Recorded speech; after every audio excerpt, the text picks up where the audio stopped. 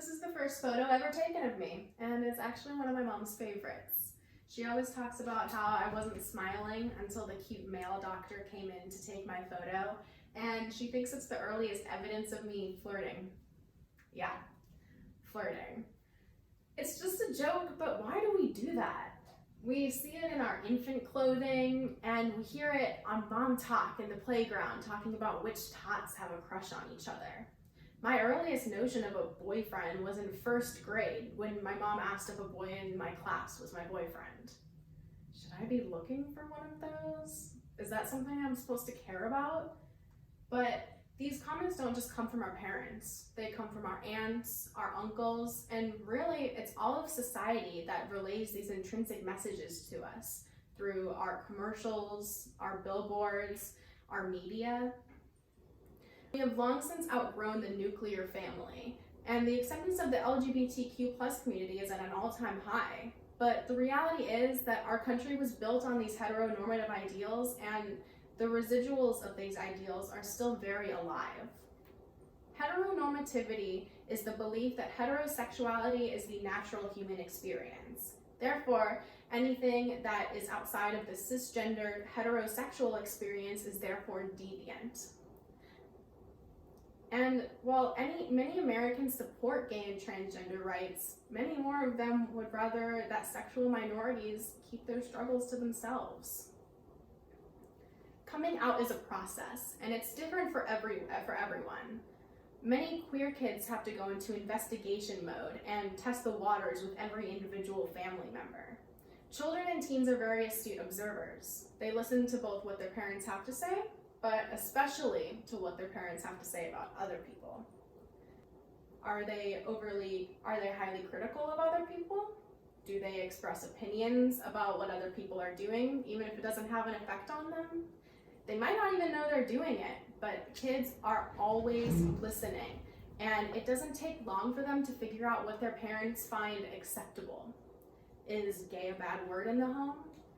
Do their parents respect the gender identities of the celebrities that you see on TV?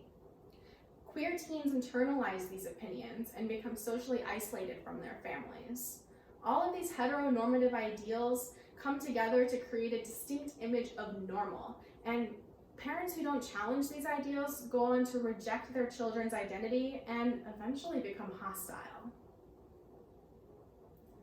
One study aims to look at the kind of emotion work that LGBTQ plus youth have to do when navigating ambivalence and hostility in their homes.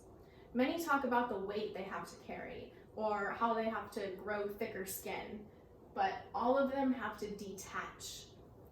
LGBTQ plus youth who experience rejection behaviors in the family are 1.5 times as likely to abuse illegal drugs, 2 times as likely to suffer from suicidal thoughts, 2 times as likely to attempt suicide, and 3 times as likely to suffer from depression as opposed to teens whose parents were accepting of their sexual identities.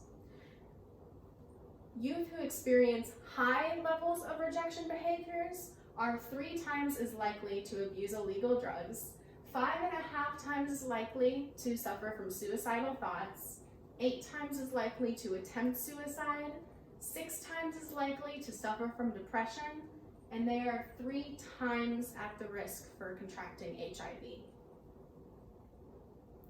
LGBTQ plus kids need the same warmth and love from their families that straight kids do. Family, for many of us, is our foundation. It's one of the very first institutions that we know.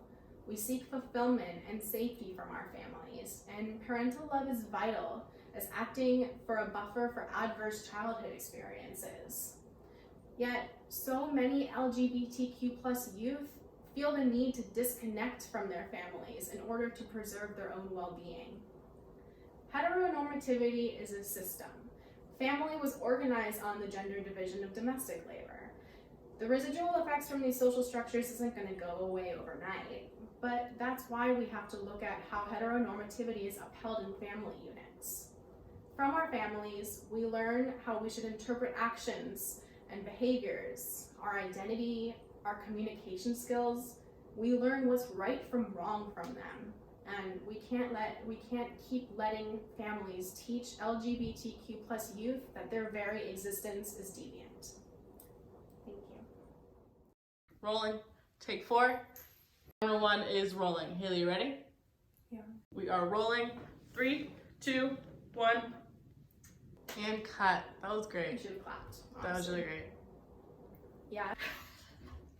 Why are babies so ugly? Bro.